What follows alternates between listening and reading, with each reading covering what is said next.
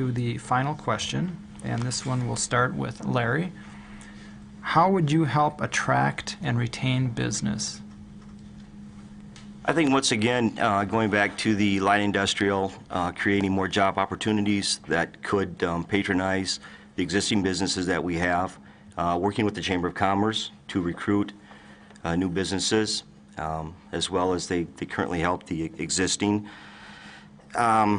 But also I believe we have an economic development office in place, and I think maybe by that department becoming more active, that bringing in maybe some light industrial that would help the situation as far as the business owners and recruiting new businesses. All right, thank you. Myron? I guess this is a good time to advertise the listening cafes that are going to be coming up on in the next week about the development downtown and on Highway 5, because that is the question, how can we improve things? I agree with Larry, those all would help. One of the things that would help the employers, should they come to this town, is to have a place for their workers to actually live in town so they don't have to commute. And thus the focus on housing that is suitable for the professional, semi-professional worker is a key thing. So it's the chicken and egg thing, which comes first, and I think they both do. Thank you, Keith. All right, thank you, Myron. Jim? Well, as I look out in the crowd, I see some of our local merchants, people who we, again, go to school with, church with, see at other places around town, and I think that it's absolutely imperative that we do our absolute best to give them a playing field that they can succeed in. You know, you walk up and down downtown and you see empty buildings. Nobody wants to see that. Our local merchants that have been here for years are sometimes struggling just to make it. They're struggling to decide whether they're going to stay in business or they're going to fold up and just go home. We've got to create a coalition, in my opinion, between the City Council, the Chamber of Commerce, and local merchants to first attract businesses that are complementary to the people who we have downtown and on the Highway 5 periphery. We've got to get them to be able to locate here. We've got to do a better job, in my opinion, of driving buyer behavior to spend money inside of Waconia. And all of that comes down to advertising. All of it comes down to getting the word out. You know, no one discounts the fact that services are heading our direction, and a lot of those things are good. You know, I've seen a lot of folks in this crowd at Target, and that's a good thing.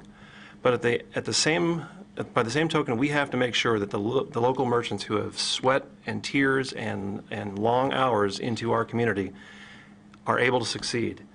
You know, if we can bring new merchants into the downtown area, that's going to show the people who are potentially moving here what a charming town that we live in. And if we can do that, that's going to drive more people out here, which will take care of the housing inventory problem that we have as well. We've got to put the resources that we have in place without potentially spending new dollars to get it done. Create that coalition to begin advertising to outside merchants and outside vendors, get them to locate here in Waconia, and a lot of our problems are going to be solved. All right, thank you. Jerry, same question. Jim just stole my thunder. I'm sorry. I am a member of the Chamber, and I think it's very important that the Chamber of Commerce and the city have that coalition that you spoke of. I think it's very important. It is so important to get that strength that we need as a town to pull together and have our companies and small businesses tighter, and to support one another, and to be there when we need them. I also think that the listening cafes are an awesome idea. I think it's great. It's bringing the community together. I also think, though, that we need to beautify our community, and maybe between the chamber and the council together can come up with some kind of contest to beautify our community. We did it with the scarecrows and it was fun. Maybe we can do something like that to get some flower boxes out there, to paint, to clean up what we have for our city and make it more attractive. Also, I think it's important that we get some kind of signage. Highway 7, Highway 5, that's what leads into our community. Let's tell them that we're Waconia and we're proud of it, and come visit us. Thanks. All right, thank you. Joe, same question. I agree with a lot of what I've heard as far as businesses and how to help them. There's 3 things I think we need to do for businesses. One is definitely not raise taxes. Businesses already have a difficult time making it in this environment, financial environment. So if we would raise taxes on them, that would just cut into their bottom line, and we can't do that. We also need to look at the business loan program that Waconia has, which is a great program. We need to look at maybe expanding that, offering it, as the mayors talked about, or mayoral candidates talked about, for the sprinkler systems, for the buildings. We also maybe need to look at allowing that money to be spent on the Highway 5 corridor. Right now, if you're on Highway 5, you're not eligible. Maybe we need to look at allowing them to tap into that money. The last thing we need to do is, I've talked to several business guys in the last week, small business owners, and they told me 2 things, basically. One is, don't raise my taxes. And if you can cut them, cut them. And the second thing, the ones in Waconia suggested, were let's loosen up some restrictions on signage. Right now, if you have a banner on your building, you can have 1 banner. So that would be for the entire building. If there are 4 businesses in a strip mall, they get 1 banner. And that would increase business opportunities if we would allow them to have maybe 2 banners.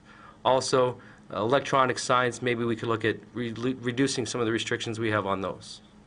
All right, thanks, Joe. Kent? Well, first of all, as Jerry had mentioned regarding the chamber and the coalition that referring to a task force for bringing in new businesses, I want to be a part of that. That's something that has been important to me for many years. I think we need to bring in businesses. We need to attract them, which is very important, like pretty much everybody has said. What I wouldn't want to do is put out the tax incentive programs. Granted, that's typically what a lot of industrial businesses want to see, the TIPS program. But I think Waconia has a lot to offer, and I think by coming to Waconia, you've got the medical facilities, you've got the restaurants, you have the infrastructure that is attractive to a company that's not in the community right now. So I think we need to focus on that and really go out and sell our community versus trying to and put tax incentives out there. If that's feasible, well, that's for another group to decide. One thing we do need to help our current businesses retain business, I think we really need to focus on cleaning up our city. I think we do a fairly good job. It's just, I've been told by quite a few people as I was out knocking on doors, we need to have the entrances to our city be very attractive and appealing as you enter the city.